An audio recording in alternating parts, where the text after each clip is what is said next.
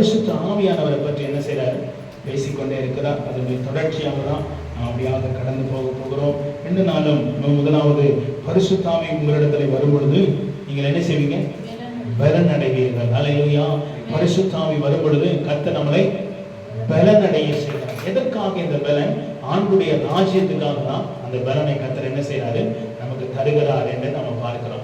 அப்ப அவர் வரும் பொழுது நம்மளை பலப்படுத்தி எருசலேமில் இருந்து தன்னுடைய ராஜ்ய பணியை செய்வதற்கு நம்மளை சாட்சிகளாக விளங்க பண்ணுகிறார் என்று சொல்லி நாம் தொடர்ந்து பார்த்தோம். ஆண்டுடைய வாக்குத்தத்தத்தை நிறைவேறத்தக்கதாக அவர்கள் மேல் வீச்சறையில் போய் காத்திருந்து அந்த பரிசுத்த ஆவியை பெற்றுக்கொண்டார்கள். அவர்கள் பரிசுத்த ஆவியை பெறும் பொழுது அவர்கள் பலத்தினால நிரப்பப்பட்டார்கள். எந்த ராஜ்யத்துக்கு முன்பதாய் பயந்தார்களோ, எந்த ஜனத்துக்கு முன்பதாக இயேசுவை பிடிக்கும் போது ஓடினார்களோ, அந்த ராஜ்யத்துக்கு முன்பதாக, அந்த ஜனத்துக்கு முன்பதாக தைரியமா நின்றார்கள். அல்லேலூயா. எப்படி நிக்க பண்ண முடிஞ்சுச்சுன்னா அந்த பரிசுத்த ஆவியானுடைய அந்த பலன். அதுதான் நம்ம தொடர்ந்து நாம் தியானித்துக் கொண்டு வருகிறோம். நேற்றைய தினத்துல பார்த்தோம், இயேசு பரிசுத்த ஆவியானவராய் நிறைந்து அவர் அநேகருக்கு நன்மை செய்தவராக அவர் சுற்றி திரிந்தார் அப்படின்றத நம்ம பார்க்கிறோம். அதனுடைய தொடர்ச்சியாக தான் நம்ம இந்த யோவான் எழுதின சுவிசேஷம் 14வது அதிகாரத்தை நம்ம எடுத்துக்கொள்ளலாம். பாத்தீங்க அப்படின்னா 16வது வசனம், நான் பிதாவை வேண்டிக் கொள்வேன், அப்பொழுது என்றென்றைக்கும் உங்களோடு இருக்கும்படி சத்திய ஆவியாகிய வேறொரு தேற்றலவான. அல்லேலூயா. இயேசு கிறிஸ்து போக வேண்டிய ஒரு நேரம் வந்தது. இந்த நேரம் உலகத்துக்கு பரிசுத்த ஆவியானவரை அனுப்புகிற ஒரு நேரத்துக்கு அவர் வந்துட்டார். அதன் சீசர்களை பார்த்து அவர் சொல்லுகிறார், நான் போகிறேன், அவர் பரிசுத்த ஆவியாகிய தேற்றலவான என்ன செய்வாரு? இந்த உலகத்துக்குள்ள அவர் கடந்து வருவார். அவர் எப்படிப்பட்டவரா இருப்பார் அப்படின்னா, ஆவியாகிய வேறொரு தேற்றலவாளன். அல்லேலூயா. ஒரு தேற்றுகிறவர். எதுல தேற்றுவார்? கிறிஸ்துவுக்குள்ளாக நம்மளை தேற்றுவார், பரிசுத்தத்துக்குள்ளாக நம்மளை அவர் தேற்றுவார், பிரச்சனைகள் போராட்டங்களை மேற்கொள்ளத்தக்கதாக தேற்றுவார், கவலைகளிலிருந்து நம்மளை மாற்றுகிறது பரிசுத்த ஆவியானவர். அதனுடைய தொடர்ச்சியாக 17வது வசனம், உலகம் அந்த சத்திய ஆவியானவரை காணாமலும் அறியாமலும் இருக்கிறபடினால அவரை பெற்றுக்கொள்ள மாட்டார். அல்லேலூயா. இந்த பரிசுத்த ஆவியானவரை உலகம் என்ன செய்ய முடியாது? அறிந்து கொள்ள முடியும், பெற்றுக்கொள்ள முடியாது, அறிந்து கொள்ள முடியாது. ஏன் அப்படின்னு பார்த்தோம், இயேசு இல்லாம பரிசுத்த ஆவியானவரை பார்க்கவே முடியாது. இயேசு இல்லாம பரிசுத்த ஆவியானவரை பெற்றுக்கொள்ள முடியாது. ஏன் இயேசு முக்கியம் அப்படின்னா, இயேசுதான் பாவ மன்னிப்பு கிருபாதார பலியாக ஜீவனை சிலுவையிலே ஜீவ பலியாக தன்னை ஒப்புக் கொடுத்தார். அல்லேலூயா. அந்த சிந்தின ரத்தத்தின் மூலமாக தான் பாவ மன்னிப்பை நாம் பெறுகிறோம். இயேசு இல்லாமல் பாவ மன்னிப்பு இல்லை. இயேசுடைய ரத்தம் இல்லாமல் பாவம் என்ன செய்யப்படுகிறது இல்லை? மன்னிக்கப்படுகிறது. இயேசுடைய பாவம் மன்னிக்கப்பட்ட உடனே அடுத்தபடியாக அவன் ஆவியானுடைய ஆளுகைக்குள்ளாக ஒரு மனிதன் என்ன செய்யலாம்? அவன் கடந்து வருகிறான். அவன் ஆவியினாலே நிரப்பப்பட்டவனுடைய வாழ்க்கை பரிசுத்தம் உள்ள வாழ்க்கையாக மாறுகிறது. இயேசுவின் ரத்தம் பாவத்தை என்ன செய்து மன்னிக்கிறது. ஆவியானவர் அவனை பரிசுத்தத்துக்குள்ளாக வழி நடத்துகிறார். அதனால இயேசு இல்லாமல் இந்த ஆவியானவர் என்ன செய்ய முடியாது? பெற்றுக்கொள்ள. ஆனா இயேசுவை உலகத்துக்கு பார்க்க முடியும், ஆவியானவரை உலகத்துக்கு என்ன செய்ய முடியாது? பார்க்க முடியாது. இயேசுவின் மூலமாக தான் ஆவியானவரை என்ன செய்ய முடியும்? நம்ம காண முடியும், பார்க்க முடியும், அவரை பெற்றுக்கொள்ள முடியும். ஆனா இயேசு வெளிப்படையாக என்ன செய்யறாரு? இருக்கிறார். சிலுவையிலே மரித்து பாவத்தை சுமந்து தீர்க்கிறவராய், ரத்தம் சிந்தப்பட்டவராய் இருக்கிறார். ஆனா பரிசுத்த ஆவியானவர் வெளிப்படையாக அப்படி என்ன செய்ய முடியாது? பார்க்கவே முடியாது. இயேசுக்குள்ளாக வரும் பொழுதுதான் பரிசுத்த ஆவியான்கிற தேற்றரவாளனை நாம் பெற்றுக்கொள்ள முடியும். அல்லேலூயா. காண முடியும். அதனால அந்த வசனம் சொல்லுது, உலகம் அந்த சத்திய ஆவியானவரை காணாமலும் அறியாமலும் இருக்கிறபடியினால் அவரை பெற்றுக்கொள்ள மாட்டாது. அவர் உங்களுடனே வாசம் பண்ணி உங்களுக்குள்ளே இருப்பதால் நீங்கள் அவரை அறிவீர்கள். யார் அது? சீசர்கள். அல்லேலூயா. இயேசுவை ஏற்றுக்கொண்ட ஒவ்வொரு கர்த்தருடைய பிள்ளைக்குள்ளாக யார் இருக்கிறார்? பரிசுத்த ஆவியானவர். அல்லேலூயா. இந்த பரிசுத்த ஆவியானவரை உலகம் என்ன செய்ய முடியாது? காண முடியாது, பெற்றுக்கொள்ள முடியாது. ஆனா இயேசுவின் ரத்தத்தினால எவன் ஒருவன் கடந்து வந்த பாவ மன்னிப்பை பெறுகிறானோ அவனுடைய வாழ்க்கையில பரிசுத்த ஆவியானவர் உள்ள என்ன செய்யறாரு? கடந்து வருகிறார். அந்த தாவீது பாவம் செய்த உடனே அவர் ஜெபிக்கிறார், ஆண்டவரே பரிசுத்த ஆவி என்னிலிருந்து எடுத்துக்கொள்ளாமல் இருக்கிறோம், உமது சமூகத்தை விட்டு என்னை தள்ளாமல் இருக்கிறோம். பரிசுத்த ஆவியானவர் பாவம் உள்ள ஒரு மனிதனுக்குள்ள பரிசுத்த ஆவி என்ன செய்ய முடியாது? தங்க முடியாது. இது தாவீது நன்கு அறிந்திருந்தார். பாவம் செய்த உடனே தேவ சமூகத்தை நோக்கி கதறி ஜெபிக்கிறார், ஆண்டவரே என் தாயின் பாவத்துல என்ன பண்ணா? கற்பந்தரிக்கப்பட்டா, நான் பாவத்துல வருவேன், ஆனாலும் என்னை மன்னியும் ஆண்டவரே, என்று சொல்லி ஒரு மனம் திரும்பும் ஜெபத்தை தாவீது என்ன செய்கிறாரு? ஜெபிக்கிறார். அப்படி ஜெபிக்கும் போது அவர் என்ன சொல்லுகிறார்? ஆண்டவரே, நான் உம்மை விட்டு தூரம் போகாதபடிக்கு எனக்கு மறுபடியும் சந்தோஷத்தையும் சமாதானத்தையும் எனக்கு தாங்க. அவர் சந்தோஷம் சமாதானம் தேவ ஆவியினால நிரப்பப்பட்டுதான் இருந்தார். ஆனா பாவம் செய்த உடனே ஆவியானவர் அவரால என்ன செய்ய முடியலன்னா அவர் கூட இருக்கிறத புரிந்து கொள்ளவே முடியல. ஒரு தனிமைப்படுத்தப்பட்டவராய் பாவத்துல நிற்கிறதை நம்ம பார்க்கிறோம். திருப்பிக் கொள்வோம். சங்கீதம் 51ல நீங்க பார்த்தீங்கன்னா தெளிவாக இந்த வார்த்தை நமக்கு சொல்லப்பட்டிருக்குது.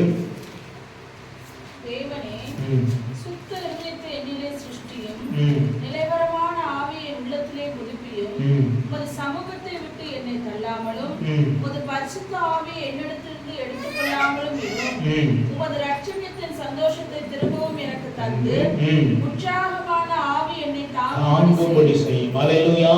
பாவம் செய்யும் பொழுது இந்த உற்சாகமான ஆவி யார் அப்படின்னா பரிசுத்த ஆவியானவர். அல்லேலூயா. இந்த பரிசுத்த ஆவியானவர் நமக்குள் இருக்கும் பொழுது நமக்குள் உற்சாகத்தை தருகிறார். பலவீனத்தை அல்ல, பலனை தருகிறார். கவலையை அல்ல, சந்தோஷத்தை தருகிறார். பயத்தை அல்ல, தைரியத்தை. அதனால்தான் சீசர்கள் பெற்றுக்கொண்டார்கள். அல்லேலூயா. பரிசுத்த ஆவியை பெறுவதற்கு முன்பதாக இயேசுவை பிடித்து சிலுவையிலே அறைக்கப்படுகிற அந்த நாட்களிலே எல்லாரும் இயேசுவை பிடித்தார்கள் என்று கேள்விப்பட்ட உடனே சீசர்களை பார்த்த அந்த கூட்ட மக்கள் சொன்னார்கள், இவனும் கலிலேயில் ஒருத்தனா இருக்கிறானே இல்லையா? உன்னுடைய பேச்சு கலிலேயனுடைய பேச்சா இருக்குது, நீ இயேசுவோடு இருந்தவன் தானே என்று சொல்லும் பொழுது எல்லாரும் சிதறப்பட்டார்கள். பேதுரு இயேசுவை மறுதலிக்கவும் சத்தியம் பண்ணவும் சபிக்கவும் தொடங்கினார். ஏன்? ஆவியானவரை இன்னும் என்ன செய்யல? பெற்றுக்கொள்ளல. ஆனா மேல்மீற்றறையிலே ஆவியானவரை பெற்றுக்கொண்ட பிறகு எந்த ராஜ்யத்துக்கு முன்பதாய் பயந்தாரோ, எந்த சனத்துக்கு முன்பதாய் பயந்து ஓடினாரோ அந்த சனத்துக்கு முன்பதாக எழுப்பி நிற்கிறார். இந்த இயேசுவை கொலை செய்தீர்கள், நாங்கள் அதற்கு சாட்சிகளாய் இருக்கிறோம். தேவன் அவரை உயிரோடு எழுப்பி இருக்கிறார், அதற்கு நாங்கள் சாட்சிகளாய் இருக்கிறோம். அல்லேலூயா. எப்படி நடந்துச்சு? இது பரிசுத்த ஆவியானுடைய வல்லமை. அல்லேலூயா. பரிசுத்த ஆவியை பெறும் பொழுது ஆண்டவர் பயத்தை அல்ல, தைரியத்தை அவர் தருகிறார், ஜெயத்தை தருகிறார், வெற்றியை அவர் தருகிறார். அதனால அப்போஸ்தலனாகிய பவுல் சொல்லுகிறார், எங்களை எல்லா இடங்களிலும் வெற்றி சிறக்க பண்ணுகிற தேவாதி தேவனுக்கு ஸ்தோத்திரம் என்று சொல்லி அவர் சொல்லுகிறதை நாம் பார்க்கிறோம். பரிசுத்த ஆவி நமக்குள் வரும் பொழுது அவர் தேற்றரவாளனாய் இருக்கிறார், அவர் பலப்படுத்துகிறவராய் இருக்கிறார். சங்கீதத்திலே தாவீது சொல்லுகிறார், ஆண்டவரே, உற்சாகமான ஆவி என்னை தாங்கும்படி செய்யும். ஏன் அப்படின்னா உமது ரட்சணியத்தின் சந்தோஷத்தை திரும்ப எனக்கு தாரும். ஆண்டவருக்குள்ளாக இருக்கிறது ஒரு மிகப்பெரிய சந்தோஷம். பாவம் செய்யும்போது அது நம்மளை விட்டு என்ன செஞ்சிடும்? அது ஆவியானவரோடு சேர்ந்துதான் அந்த சந்தோஷம், அந்த சமாதானம் எப்பொழுது என்ன செய்யும்? நிலைத்திருக்கும். சொல்றாரு, சமூகத்தை விட்டு என்னை தள்ளாமலும் ஒரு பரிசுத்த ஆவியை என்னிலிருந்து எடுத்துக்கொள்ளாமலும். அதுக்கு முன்பதாக சொல்ற, சுத்த இருதயத்தை என்னிலே சிருஷ்டியும், நிலைவாரமான ஆவியை என் உள்ளத்திலே புதுப்பியும். அப்பா ஆண்டவரே, நான் பாவம் செய்து நான் இப்ப தடுமாறுகிறவனா இருக்கிறேன். முன்ன போல என் நிலைமை இல்லை, முன்ன போல என் இருதயம் இல்லை, ஆனாலும் மனம் திரும்புகிறார். அல்லேலூயா. மனம் திரும்புகிறது முக்கியம். மனம் திரும்பின பிறகு அதே ஆவியானவர் தாவீதோடு இருந்த பெரிய காரியங்களை அவர் செய்தார். இன்னைக்கு சீசர்களோடு கூட இயேசு சொன்னார், நீங்க ஒண்ணு கவலைப்படாதீங்கப்பா, அவர் உங்களோடு கூட இருந்து உங்களுக்கு செய்ய வேண்டியதை அவர் செய்வார் பொழுது அவர் சொல்றாரு, இந்த ஆவியானவரை உலகம் அறிந்து கொள்ள முடியாது, நீங்கள் அறிந்திருக்கிறீர்கள், அவர் உங்களோடு இருக்கிறார். அல்லேலூயா. இயேசுவை நாம் அறியும் பொழுது ஆவியானவரையும் அறிந்து கொள்ள முடியும். அல்லேலூயா. இயேசு இல்லாமல் ஆவியானவரை தனிப்பட்ட விதத்துல அறிந்து கொள்ளவும் முடியாது, பெற்றுக்கொள்ளவும் முடியாது. நம்முடைய கரங்களிலே நம்மளை ஒப்புக் கொடுப்போம். அவர் சொல்றாரு, இப்ப யோவான் சுவிசேஷம் 14வது அதிகாரத்துக்கு வரும் பொழுது, அவர் உங்களுடனே வாசம் பண்ணி உங்களுக்குள்ள இருப்பதால் நீங்கள் அவரை அறிவீர்கள். அல்லேலூயா. ஆவியானவரை அறிந்து கொள்ள முடியும், ஆவியானவரை புரிந்து கொள்ள முடியும், ஆவியானுடைய வேதனையை பகிர்ந்து கொள்ள முடியும். அல்லேலூயா. ஆவியானுடைய வேலை என்ன அப்படின்னு நீங்க பாத்தீங்க அப்படின்னா 18வது வசனம், நான் உங்களை திக்கற்றவர்களாக்குவேன், உங்களிடத்தில் நான் வருவேன். அல்லேலூயா. இயேசு சொன்னாரு, நான் போனதை பத்தி கவலைப்படாதீங்க, உங்களோடு எந்தெந்தைக்கு தங்குகிற ஒரு பரிசுத்த ஆவியானவர் இருக்கிறார். ஆனாலும் நான் உங்களை கைவிட மாட்டேன், திக்கற்றவளா விட மாட்டேன். திருத்துவத்தின் தேவன் இன்றைக்கு நம்மளோடு தான் அவங்க இருக்கிறாங்க. பிதா, குமாரன், பரிசுத்த ஆவியானவர் 3 பேருமாக நம்மளோடு கூட இருந்து என்ன செய்யறாங்க? வாசம் பண்ணுகிறாங்க. அவருடைய வேலையை நம்மளை கொண்டு அவங்க செய்யறாங்க. யோவான் எழுதின சுவிசேஷம் 16வது அதிகாரத்துக்கு நீங்க வருவீங்களா இருந்தா, யோவான் எழுதின சுவிசேஷம் 16வது அதிகாரம், அதுல சில வசனத்தை நான் உங்களுக்காக வாசிக்கிறேன். 5ஆம் வசனத்தை வாசிங்க. இப்பொழுது நான் என்னை அனுப்பினவரிடத்துக்கு போகிறேன், எங்கே போகிறீர் என்று உங்களில் ஒருவனும் என்னை கேட்கவில்லை. ஆனாலும் நான் இவைகளுக்கு உங்களுக்கு சொன்னதினால் உங்கள் இருதயம் துக்கத்தால். இயேசு மறுபடியும் பேசுகிறார்.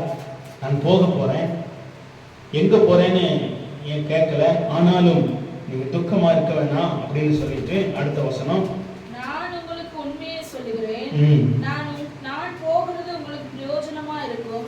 நான் போகாதிருந்தால் தேற்றரவாளன் உங்களிடத்தில் வரார்.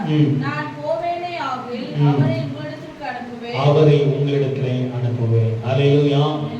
இயேசுவின் பணியை தொடர்ந்து செய்வது பரிசுத்த ஆவியானவர். அல்லேலூயா.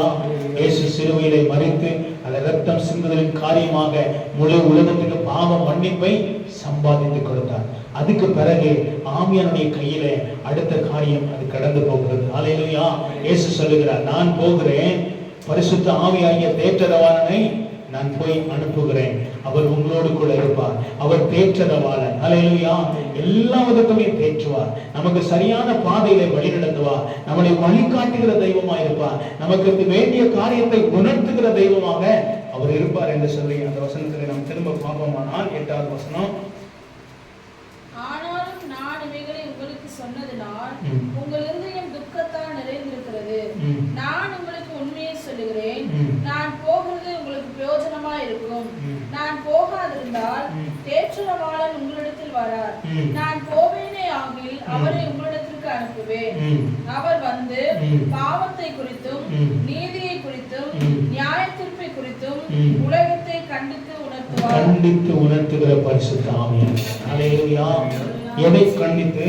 அவர் பாவத்தை குறித்தும் நீதியை குறித்தும் நியாயத்தீர்ப்பை குறித்தும் உலகத்தை கண்டித்து உணர்த்துவார். அல்லேலூயா. உலகம் என்று சொன்னால் உங்களை என்னையும் அவர் கண்டித்து உணர்த்துவார். அல்லேலூயா. உங்களை என்னையும் சரியான பாதையிலே வழிநடத்த இந்த பரிசுத்த ஆவியானுடைய பலன் நமக்கு தேவை. அல்லேலூயா. கர்த்தருடைய கரத்திலே நாம் ஒப்புக் கொடுப்போம்.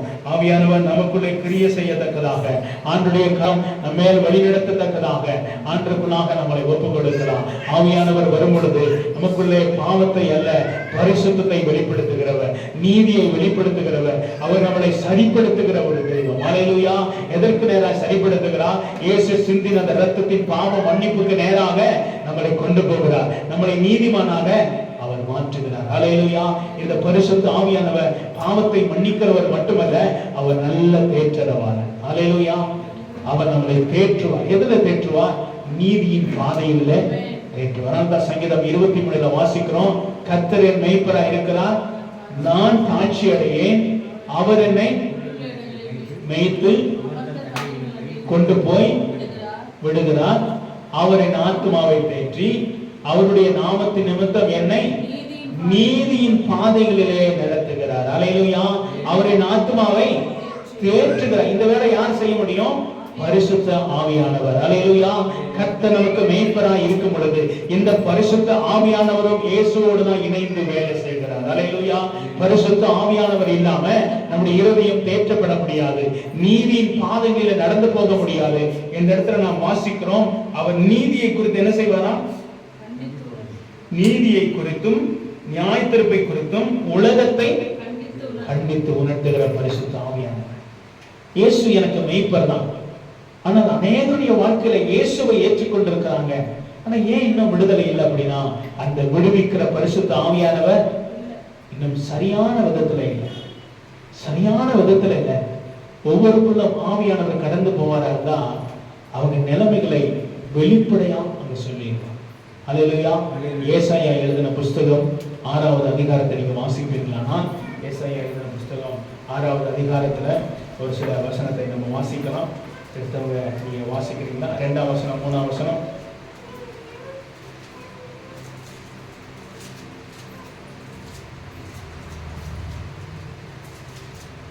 சேராபீன்கள் அவருக்கு மேலாக நின்றார்கள். அவர்களில் ஒவ்வொருவனுக்கும் ஒவ்வாறு செட்டைகள் இருந்தன. அவனவன் 2 செட்டைகளால் தன் முகத்தை மூடி, 2 செட்டைகளால் தன் கால்களை மூடி, 2 செட்டைகளால் பறந்து ஒருவரை ஒருவர் நோக்கி, சேனைகளின் கர்த்தர் பரிசுத்தர் பரிசுத்தர் பரிசுத்தர், பூமி அனைத்தும் அவருடைய மகிமையால் நிறைந்திருக்கிறது என்று கூப்பிட்டு சொன்னார்கள். அல்லேலூயா. இதை யாரு பார்க்கிறா அப்படின்னா ஏசாயா என்கிற தீர்க்கதரிசி. அல்லேலூயா. ஏசாயா ஒரு பெரிய தீர்க்கதரிசி. ஜனங்கள் பாவம் செய்யும் பொழுது அந்த பாவத்தை வெளிப்படையாக கண்டித்து உணர்த்துகிற ஒரு தீர்க்கதரிசி. தேசத்தை கர்த்தர் பக்கமாக திருப்புகிற ஒரு தீர்க்கதரிசி. ஆனா இந்த தீர்க்கதரிசி ஒரு தரிசனத்தை காண்கிறார். அந்த தரிசனத்தினுடைய ஆரம்பம் என்ன அப்படின்னா, முதல் வசனம் சொல்றது 6:1, உசியா ராஜா மரணமடைந்த வருஷத்தில் ஆண்டவர் உயரமும் உன்னதமான சிங்காசனத்திலே வீட்டிற்க கண்டேன், அவருடைய வஸ்திரத்தின் தொங்கலால் தேவாலயம் நிறைந்திருக்கிறது. அல்லேலூயா. அந்த வஸ்திரத்தின் தொங்கலினால ஒரு பெரும்பாடு வஸ்திரி தன் சரீரத்திலே சுகத்தை பெற்றுக்கொண்டார். அல்லேலூயா. இந்த தொங்கல் எதற்கு? தேவாலயம் முழுவதும் பரிசுத்தம் விளங்கும்படியாக. அல்லேலூயா. தேவாலயத்துக்குள் வருகிற ஜனங்கள் பரிசுத்தத்தை பெறும்படியாக, பாவ மன்னிப்பை பெறும்படியாக. இந்த இந்த இந்த ஏசாயாவுடைய கண்களிலே தேவன் திறக்கும் பொழுது அவர் பார்க்கிறார், உயரமும் உன்னதமான சிங்காசனத்திலே வீற்றிருக்கிற பரிசுத்த தெய்வம் தேவாலயத்தோடு தொடர்புள்ளவராக அவர் இருக்கிறார். அல்லேலூயா. இந்த தேவாலயம் எதற்கு? தேவாலயம் அங்கு ஜனங்களுடைய பாவங்களை மன்னிக்கிற ஒரு கிருபாதார பலியாக அந்த இடமாக இருக்கிறது. அல்லேலூயா. ஒரு பலிபீடமாக இருக்கிறது. அந்த பலிபீடத்திலே தேவன் பரிசுத்தர் விளங்குகிறார். அல்லேலூயா. அதனால தான் அவர் பார்க்கிறார், வஸ்திரத்தின் தொங்கனால தேவாலயம் நிறைந்திருக்கிறது. அங்கே கேராபீன்கள் சேராபீன்கள் நின்று பரிசுத்தர் பரிசுத்தர் என்று அவர்கள் சொல்லி அவர்கள் போற்றிக் கொண்டே இருக்கிறாங்க. அப்படி கூப்பிடும் பொழுது பார்த்தீங்கன்னா 5-4 வசனம் சொல்லுது, கூப்பிடுகளின் சத்தத்தால் வாசல் நிலைகள் அசைந்து ஆலயம். பாருங்க, தேவன் மேலே இருக்கிறார், ஆனா தேவன் ஆலயத்தோடு தொடர்புல தான் இருக்கிறார். அல்லேலூயா. தேவனுடைய ஆலயம் சபை மட்டுமல்ல, கட்டிடம் மட்டுமல்ல, ஆலயம் இந்த இருதயமாகிய ஆலயத்தை தொடர்புள்ளவராக இருக்கிறார். அதனால தான் தாவீது சொல்லுகிறார், ஆண்டவரே, நான் பாவம் செய்த உடனே நீங்கள் இல்லாமல் போனதை நான் உணர்கிறேன். உங்கள் சமூகத்தை விட்டு நான் தள்ளப்பட்டதை நான் உணர்கிறேன். நீங்க கொடுத்த அந்த சந்தோஷம் சமாதானம் இல்லை என்பதை நான் உணர்கிறேன். நீ நொறுக்கின எலும்புகள் பாவத்தை நிமித்தமாய் எனக்கு துக்கமும் பிரச்சனையும் நான் மாடி போய் இருக்கிறேன். அது நிமித்தமாய் நான் மனம் திரும்புகிறேன். என்னிடத்துல திரும்ப உற்சாகமான ஆவியை தாங்க, திரும்ப சந்தோஷத்தின் ஆவிய தாங்க, திரும்ப எனக்கு பலத்தின் ஆவிய பாருங்க. பரிசுத்த ஆவியானால் ஒரு மனுஷனுக்குள்ள வந்துட்டு திரும்ப போயிட்டாருன்னா பாருங்க என்ன மாதிரி பரிதவிக்கப்படுகிறார் இல்லையா தாவீது. ஏன்னா பரிசுத்த ஆவியை அனுபவித்த தாவீது இப்ப பரிசுத்த ஆவியன் இல்லாம அவரால் கொஞ்சம் கூட நடக்க முடியல. உங்களுக்குள்ள எனக்குள்ளும் பரிசுத்த ஆவியானவர் அனுபவிச்சுட்டு கொஞ்சம் இல்லாம நீங்க போயிட்டீங்கன்னா நமக்கு தெரியும் நம்ம எவ்வளவு யோசனைகளில் இல்லாமல் இருக்கிறோம், எவ்வளவு பலனற்று போய் காணப்படுகிறோம் அப்படின்னு தெரியும். ஆனா ஆவியானவர் நம்மளை பலப்படுத்துகிறவர். அல்லேலூயா. அப்ப அவர் காணும் பொழுது நீங்க பாத்தீங்க அப்படின்னா அடுத்த வசனம் தான் நமக்கு முக்கியமான வசனம், 5ஆம் வசனம். அப்பொழுது நான், ஐயோ அதமானே, நான் அசுத்த உதடுள்ள மனுஷன் அசுத்த உதடுள்ள ஜனங்களின் நடுவில் வாசமாய் இருக்கிறேன். சேனைகளின் கர்த்தராகிய ராஜாவை என் கண்கள் கண்டதே. அல்லேலூயா. இந்த உன்னதம் உயரமான சிங்காசனத்திலே வீற்றிருக்கிற தெய்வம் இந்த சபையோடு ஆத்மாவோடு தொடர்புள்ளதா இருக்கிறார். அல்லேலூயா. அந்த தொடர்புல இருக்கும்போது இந்த கண்ணை திறந்த உடனே ஏசாயாவுக்கு தெரியுது, நான் பரிசுத்தமா இருக்கிறத போல தெரிஞ்சேன். இல்ல, இப்ப எனக்கு தெரியுது நான் அசுத்த உதடுள்ளவன். அல்லேலூயா. நான் ஜனங்கள் பாவங்கள் நிறைந்த இடத்திலே வாழ்கிறேன். நானும் பாவியாகவே நான் காணப்படுகிறேன். இன்னும் எனக்கு ஒரு பரிசுத்தம் தேவை என்பதை அங்கே அவர் உணர்த்துகிறார். எதற்காக இந்த பரிசுத்தம் தேவை அப்படி நீங்க பாத்தீங்க அப்படின்னா அடுத்த வசனம் சொல்லுது, ஆதினால் அடுத்த வசனத்தை வாசினால் என் வாயை தொட்டு இதோ, இல்ல 5-6 வசனம். அப்பொழுது சேராபீன்களில் ஒருவன் பலிபீடத்திலிருந்து தன் கையிலே பிடித்த புரட்டால் ஒரு நெருப்பு தழலை எடுத்து என்னிடத்தில் பறந்து வந்து அதனால் என் வாயை தொட்டு இதோ உன் உதடுகளை தொட்டதினால் உன் அக்கிரமம் நீங்கி பாவம் நிவர்த்தியானது என்றார். ஆமென். ஹல்லேலூயா. ஏசாயா ஒரு பரிசுத்தர் தான். எப்படி அப்படின்னா தேவன் எதிர்பார்க்கிற பரிசுத்தம் இந்த ஏசாயாவுக்கு இல்லை. ஹல்லேலூயா. ஏசாயாவுக்கே இப்படி ஒரு நிலைமைனா நீங்கள் நானும் எவ்வளவு தூரம் மனம் திரும்ப வேண்டியது இருக்குது. தேவனை பார்க்கணுமா இருந்தா அசுத்த மனிதன் தேவனை என்ன செய்ய முடியாது, காண முடியாது. அங்கே அவர் தேவனை பார்த்துட்டாரு, அங்க தெரியுது இல்ல தேவனை பார்க்கிற அளவுக்கு நான் என்ன கிடையாது, நான் பரிசுத்தம் இல்லை. அது வரைக்கும் நினைச்சாரு நான் தேவனோடு நடக்கிறேன், நான் பரிசுத்த, ஜனங்களுடைய பாவங்களை நான் கண்டித்து உணர்த்தி தீர்க்கதரிசி சொல்லுகிற தீர்க்கதரிசி. ஆனா ஒரு கட்டம் வந்துருச்சு, அவர் நினைக்கிறாரு இல்ல ஆண்டவரே நான் பாவியான மனிதன். ஹல்லேலூயா. பேதுரு படகு நிரம்பின உடனே பேதுருவிடத்திலே ஆண்டவர் வான் அவனை மனுஷனை பிடிக்கிறவனா மாத்துமான்னு சொல்லும் பொழுது அவர் அந்த இடத்துல சொல்லுகிறார் நான் பாவியான மனுஷன், நீங்க என்ன விட்டு என்ன செய்ய போங்க. ஆனாலும் கர்த்தர் பேதுருவை மனம் திரும்ப பண்ணினார், பேதுருவை ஒரு பரிசுத்தவனாக மாற்றினார், பேதுரு சபையை ஆளுகை செய்கிற தலைவனாக மாற்றினார், பிசாசின் கிரியைகளை அழிக்கிற ஒரு தலைவனாக, தேவனுடைய பணியை செய்கிற மனிதனாக மாற்றினார். ஹல்லேலூயா. இந்த ஏசாயாவை கர்த்தர் மாற்றினார். ஹல்லேலூயா. உங்களை என்னை மாற்ற தேவன் ஒரு அழைப்பு கொடுக்கிறார். மகனே மகளே, இன்னும் நாம் மாற வேண்டியது ரொம்ப இருக்குது. இன்னும் நம்ம பரிசுத்தமா மாற வேண்டிய வாழ்க்கை இன்னும் நமக்குள்ள இன்னும் இருக்குது. நம்ம கர்த்தரை பார்க்கணுமா இருந்தா இன்னும் நம்முடைய கண்கள் பரிசுத்தப்படணும், நம்முடைய நாவு பரிசுத்தப்படணும், நம்முடைய ஜெபம் கேட்கப்படணுமா இருந்தா இன்னும் பரிசுத்தப்படணும். அந்த பரிசுத்தப்படுத்தின பிறகு நீங்க அடுத்த காரியத்தை நீங்க பார்த்தீங்க அப்படின்னா அடுத்த 8வது வசனம் சொல்லுது, பின்பு நான் யாரை நான் அனுப்புவேன், யார் நமது காரியமா போவார் என்று உரைக்கிற ஆண்டவருடைய சத்தத்தை கேட்டேன். எதற்கு இந்த பரிசுத்தம்? எதற்குனா அவருடைய ராஜ்யத்துக்காக நம்ம கடந்து போறதுக்காக. ஹல்லேலூயா. பரிசுத்தம் ஒன்றுமில்லை, பரிசுத்தம் தேவனுக்காக எழும்பி பிரகாசிப்பதற்கு. ஹல்லேலூயா. பரிசுத்தம் நமக்கு நம்முடைய வாழ்க்கையை சரிப்படுத்திக் கொள்வதற்கு, பரிசுத்தம் தேவனோடு இணைந்து அதனுடைய சத்தத்தை கேட்டு சரியான வழியில கடந்து போவதற்கு. ஹல்லேலூயா. பரிசுத்த ஆவியானவர் வரும் பொழுது அவர் பாவத்தை குறித்து, நீதியை குறித்து, நியாயத்தீர்ப்பை குறித்து நமக்குள்ளே கண்டித்து உணர்த்துகிற ஒரு தெய்வம். ஹல்லேலூயா. இங்கே பரிசுத்த ஆவியானவர் ஏசாயாவோடு காண்கிறதை நாம் பார்க்கிறோம். அவர் சொல்லுகிறார் நான் பாவியாய் இருக்கிறேன், என் வாழ்க்கை பாவியாய் இருக்கிறது, என் நாவிலே தீர்க்க தரிசனம் உரைத்தாலும் இப்பொழுது நான் அறிந்திருக்கிறேன் என் நாவு பாவத்தினால நிறைந்திருக்கிறது, என் பாவத்தை மன்னியும். அங்கே ஒரு தூதன் நெருப்பால ஒரு குரட்டால நெருப்பு திரளை எடுத்து வந்து நாக்க என்ன செய்யறாரு, பரிசுத்தப்படுத்தி தொடுகிறார். தொட்ட உடனே அடுத்த காரியம் யாரின் காரியமா போவார். ஹல்லேலூயா.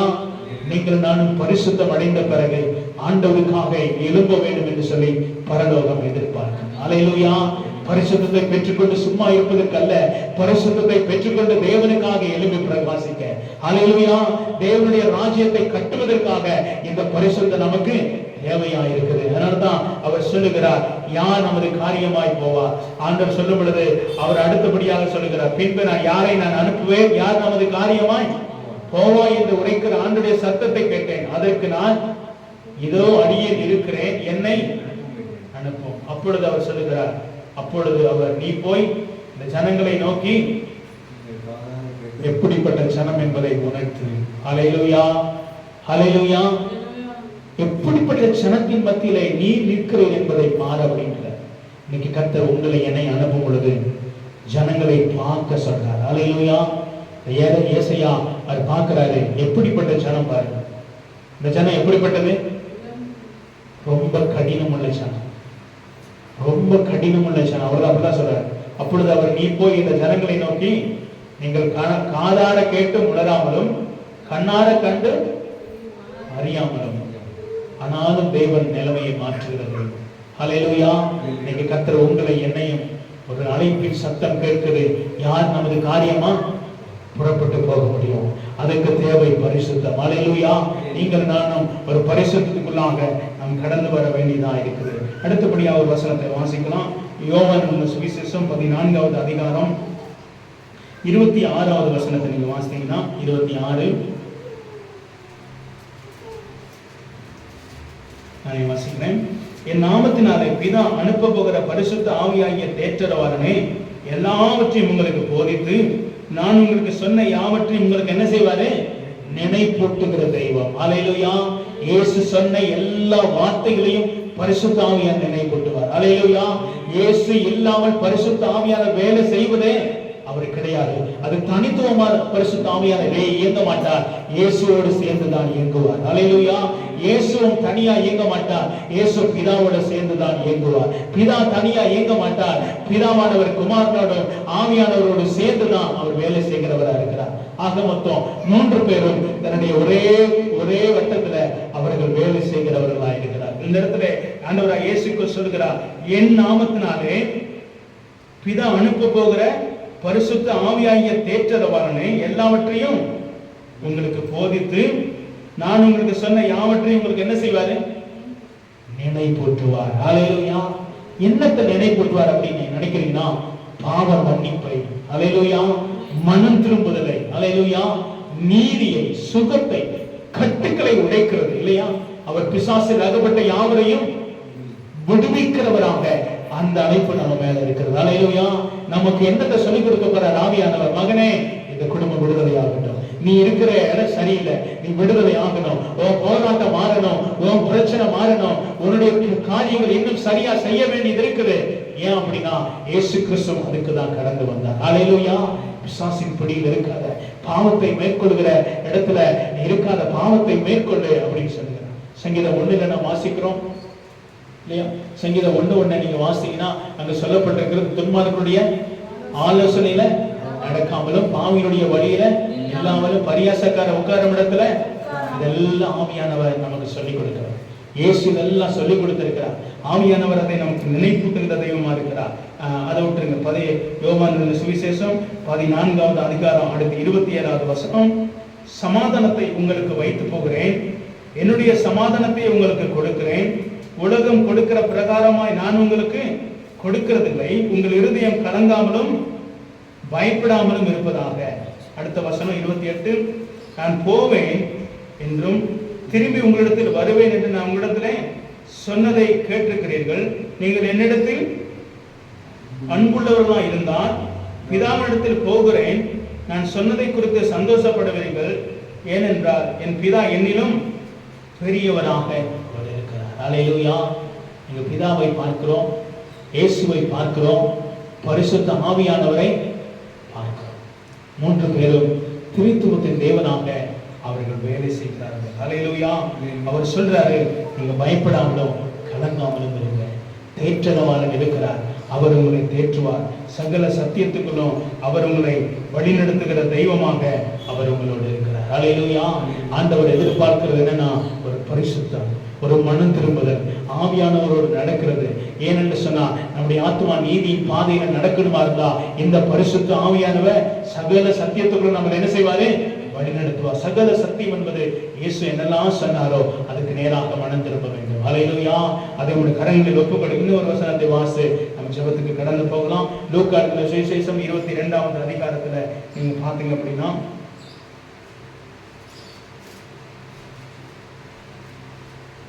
39வது வசனம். லூக்கா சுவிசேஷம் 22ஆம் அதிகாரம் 39ஆம் வசனம். அவர் புறப்பட்டு வழக்கத்தின்படியே ஒலிவமலைக்கு போனார். அவருடைய சீஷரும் அவருடைய கூட போனார்கள். அல்லேலூயா. இப்ப ஆண்டவர் எங்க போறார் அப்படின்னா ஜெபிக்க முடியாத ஒரு இடத்தை தேடி போகிறார். அல்லேலூயா. வசனம் சொல்லுது, வழக்கத்தின்படியே ஒலிவமலைக்கு போனார், அவரோடு கூட சீஷரும் கடந்து போனார்கள். 40ஆம் வசனம். அவ்விடத்தில் சேர்ந்த பொழுது அவர் அவர்களை நோக்கி, நீங்கள் சோதனைக்கு உட்படாதபடிக்கு ஜெபம் பண்ணுங்கள் என்று சொல்லி அவர்களை விட்டு கல்லறி தூரம் அப்புறம் போய் முழங்கால் படியிட்டு, இதாவே உமக்கு சித்தமானால் மாத்திரம் என்னை விட்டு நீங்கும்படி செய்யும், ஆயினும் என்னுடைய சித்தத்தின்படி அல்ல உங்களுடைய சித்தத்தின்படியே ஆகப்படுவது என்று அவர் செபிக்கிறதை நாம் பார்க்கிறோம். அல்லேலூயா.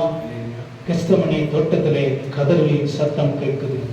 இயேசு பிதாவை நோக்கி ஜெபிக்கிறார். ஆண்டவரே, என்னுடைய சித்தத்தின்படி எதுவும் என்ன செஞ்சிடக்கூடாது, நடந்துடக்கூடாது. ஏன் அப்படின்னா இப்பொழுது மரண போராட்டத்துக்கு நேராக, பிசாசினுடைய கிரியைகளை அழிக்கிறதுக்கு நேராக அவர் வந்ததின் நோக்கம் நிறைவேறுவதற்கு நேராய் பக்கம் வந்துட்டார். அல்லேலூயா. சிலுவையிலே மரிக்க வேண்டும். ஏன் சிலுவையில மரிக்கணும்? துரைத்தனங்களையும் அதிகாரங்களையும் உறிந்து கொண்டு வெளியேறத கோலமாக தேவன் சிலுவையிலே அந்த வெற்றியை சம்பாதிக்க வேண்டும். அல்லேலூயா. பிசாசனுடைய தலை சிலுவையில் என்ன செய்யப்படணும்? நசுக்கப்படணும். அல்லேலூயா. ஆண்டவராய் பரிசுத்த தெய்வம் வெற்றி சிறக்கப்படணும். அதற்காக அவர் கடந்து வந்துகிற கொஞ்ச நேரம் பயன்தான் இருக்குது. அவர் சொல்லுகிறார், ஆண்டவரே நான் பரிதவிக்கிறேன், என்னுடைய கரங்களில் என்னுடைய ஆவியுடைய கரங்களில் ஒப்புக் கொடுக்கிறேன். ஏன் சித்தத்தின்படி ஒன்று நடந்துடக்கூடாது, எல்லாம் உடைய சித்தத்தின்படி. அல்லேலூயா. அங்கு பரிந்து பேசுகிற ஆவியானவரோடு கூட பாவ மன்னிப்பை ஜனங்கள் மனம் திரும்ப வேண்டும் என்பதற்காக ஒரு கெஸ்தமனி தோட்டத்திலே ஒரு கதறலின் ஜெப ஆவியின் சத்தம் பூமியில் இருந்து பரலோகத்தை நோக்கி கொண்டு கதறிக்கொண்டிருக்கிறது. அல்லேலூயா. ஆண்டவர் எதிர்பார்க்கிற மகனே மகளே, நீங்களும் நானும் ஒரு கெஸ்தமனி தோட்டத்தை போல அழிந்து போகிற ஆத்துமாக்களுக்காக ஒரு கதறலின் சத்தம் பாவ மன்னிப்பை ஜனங்கள் பெறும்படியாக கதற வேண்டும் என்று சொல்லி ஆவியானவர் விரும்புகிறார். அல்லேலூயா. நீங்கள் நானும் ஒரு ஜெபாவி, ஒரு வழக்கத்தின்படியே ஒரு ஜெபிக்கிற இடத்தை ஆண்டவர் வைத்திருந்தார். அந்த இடத்துல பிதாவை நோக்கி ஜெபித்தார். இப்ப கடைசி தருணம் வந்துவிட்டது. ஆண்டவரே, என் சித்தத்தை படி அல்ல, நீ உம்முடைய கரம் என் மேல் இருக்கட்டும். நான் எதற்காக வந்தேனோ அதை தொடர்ந்து நான் வெற்றியாய் கடந்தவர் எனக்கு உதவி செய்யும் என்று சொல்லி அவர் ஜெபிக்கிறதை நாம் பார்க்கிறோம். அல்லேலூயா. நீங்க பிலிப்பியர்ல வாசிங்கன்னா, பிதாவானவர் எல்லாவற்றுக்கும் மேலான நாமத்தை இயேசுவுக்கு கொடுத்தார். அல்லேலூயா. ஏன்னா சிலுவையில் அவர் வெற்றி சிறந்தார். எப்படி? அவர் ஜெபித்து ஜெபித்து ஜெபித்து அவர் பிதாவை நோக்கி பரிந்து பேசுகிறார். பரிந்து பேசும் பொழுது ஆவியானவரும் இயேசுவோடு கூட இருந்துதான் அங்கு பரிந்து பேசுகிற காரியத்தை நாம் பார்க்க முடியும். பாருங்க 41. அவர்களை விட்டு கல்லறி தூரம் அப்புறம் போய் முழங்கால் படிக்கிட்டு, பிதாவையே உமக்கு சித்தமானால் இந்த பாத்திரம் என்னை விட்டு நீங்கும்படி செய்யும். ஆயினும் என்னுடைய சித்தத்தின்படி அல்ல, உம்முடைய சித்தத்தின்படியே ஆக கடவுளே. அல்லேலூயா.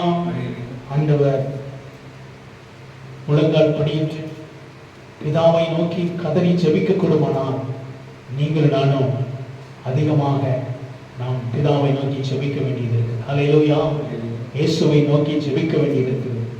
எதற்கு இந்த ஜெபம்? நம்முடைய குடும்பம் விடுதலை ஆவதற்காக. அல்லேலூயா. நான் விடுதலை ஆவதற்காக.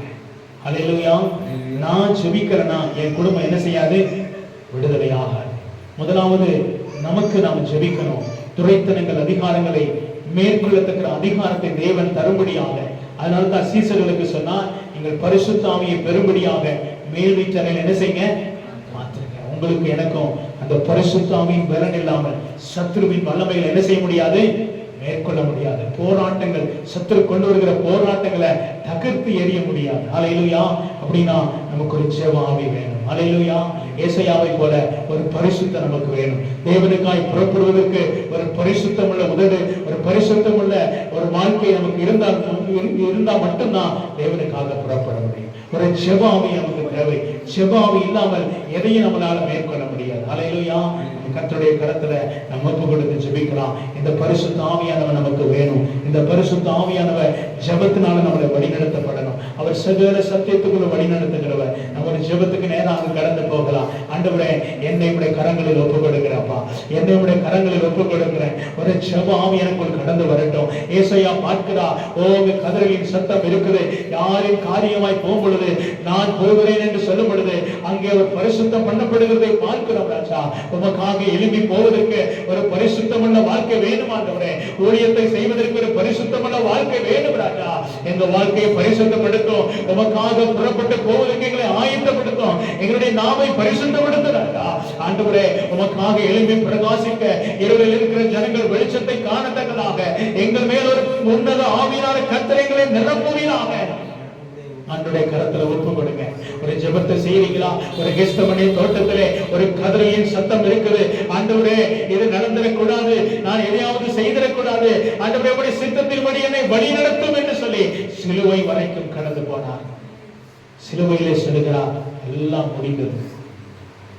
பிதாவின் சித்தத்தின்படி எல்லாம் செய்து முடித்துட்டார். பிசாசை மேற்கொண்டார். பிசாசின் கிரியைகளை அழித்தார். நரகத்தின் வாசலை அடைத்தார். இயேசு சிந்தின இரத்தத்தின் மூலமாக அங்கே நரகத்தின் வாசல் அடைக்கப்படுகிறது.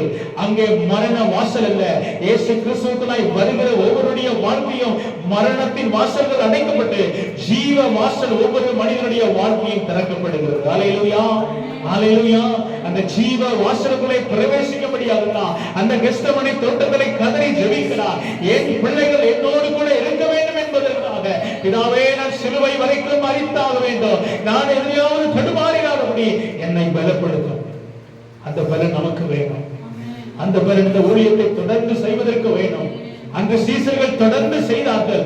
அந்த பலத்தின் ஆவியானவர் இன்னைக்கு நம்மளை நிரப்பும்படியாக கர்த்தரை நோக்கி பாருங்க. ஆண்டவரே, என்னை நிரப்பும் அப்பா, என்னை நிரப்பும் அப்பா, என்னை பலப்படுத்தும் அப்பா, என்னை தைரியப்படுத்தும் அப்பா, எனக்குள்ளே பலனை தாருப்பா, எனக்குள்ளே கிருபையை தாருங்கப்பா, எனக்குள்ள ஒரு ஜெபாவியை தாங்கப்பா, எனக்குள்ள இருக்கிற சோர்வுகள், எல்லா பலவீனங்கள், எல்லா போராட்டங்கள், எல்லா நிந்தனைகள், அவமானங்கள் அப்பா, எல்லாம் என்னை விட்டு விலகுவதாக இயேசுவின் நாமத்தினால் அப்பா. இந்த நேரத்தில் அப்பா, ஜெபத்திலே காத்திருக்கிறவருடைய பிள்ளைகள் ஒவ்வொருவரும் மேலும் ஒரு பரிசுத்த ஆவியானவர் கடந்து வருவீராக, இந்த சபையை நிரப்புவீராக. உங்களுடைய வாழ்க்கையில் இருக்கிற, உங்களுடைய பிள்ளைகளுடைய வாழ்க்கையில் இருக்கிற எல்லா போராட்டங்களும் ஆண்டவரே இப்பொழுது உடைந்து போவதாக என்று நான் ஜெபிக்கிறேன்ப்பா. ஹல்லேலூயா. எல்லா தடுமாற்றத்தின் கிரியைகளும் இயேசு கிறிஸ்துவின் நாமத்தினால எல்லா தடுமாற்றங்களும் அகன்று போவதாக என்று நான் ஜெபிக்கிறேன். கரங்களை ஒப்பு கொடுக்கிறேன். ஓ, கேட்கிறீங்களா? ஆண்டவரே, எனக்கு ஒரு விடுதலையை தாரும், என் குடும்பத்துக்கு ஒரு விடுதலையை தாரும், என் பிள்ளைகளுக்கு ஒரு விடுதலையை தாரும், என் வாழ்க்கையில் ஒரு விடுதலையை தாரும். கேளுங்க, இது ஆவியானவர் உலாவுகிற நேரம், இது ஒரு விடுதலை நேரம். கர்த்தரை நோக்கி பாருங்க. தகப்பனே, எனக்கு ஒரு விடுதலையை தாரும், எனக்கு ஒரு சமாதானத்தை தாரும், என் நிலைமைகள் மாறட்டும் ஆண்டவரே, எனக்கு இருக்கிற போராட்டத்தை நீக்கி போடுங்கப்பா. பரிசுத்த ஆவியானவரே, எனக்கு நீ உதவி செய்யுங்க. கர்த்தரை நோக்கி கேளுங்க. ஆவியானவரே, இந்த சபையிலே உலாவுங்கப்பா, இந்த சபையிலே விடுதலை கொடுங்கப்பா. இந்த இடத்துல இருக்கிற வந்து தேடுகிற ஒவ்வொரு ஜனங்களும் இந்த இடத்துல விடுதலை பெறுவார்களாக, சமாதானம் பெறுவார்களாக, சந்தோஷம் பெறுவார்களாக, இருளின் ஆதிக்கம் உடைந்து போவதாக என்று நான் ஜெபிக்கிறேன்ப்பா. எல்லா போராட்டங்கள் ஆண்டவரே, கண்ணீர்கள், வியாதிகள் அப்பா, நீடித்த நாட்களாய், காலங்களாய், வருடங்களாய் இருக்கிற எல்லா வியாதிகளும் இயேசு கிறிஸ்துவின் நாமத்தில் விலகுவதாக என்று சொன்னாங்க. ஜெபிக்கிறாப்பா. ஒரு பரிசுத்த ஆவியின் பலனை தாரும், பரிசுத்தத்தை தாரும் அப்பா. பிள்ளைகள் வந்திருக்கிற ஒருடைய வாழ்க்கையிலும் பரிசுத்தம் உண்டாயிருப்பதாக, வீட்டுக்குள்ள சமாதானம் உண்டாயிருப்பதாக, வீட்டுக்குள்ள இருக்கிற சமாதான குலைச்சல்கள், எல்லா போராட்டங்கள் நீங்கி போவதாக இயேசுவின் நாமத்தினால கட்டளை கொடுக்கிறப்பா. நேரத்தில் ஒரு பலன் வருவதாக.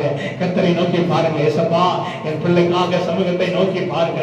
என் பிள்ளையினுடைய எல்லா தடுமாற்றத்தை மாற்றி போடுங்க. ஜெபிக்கிறீங்களா?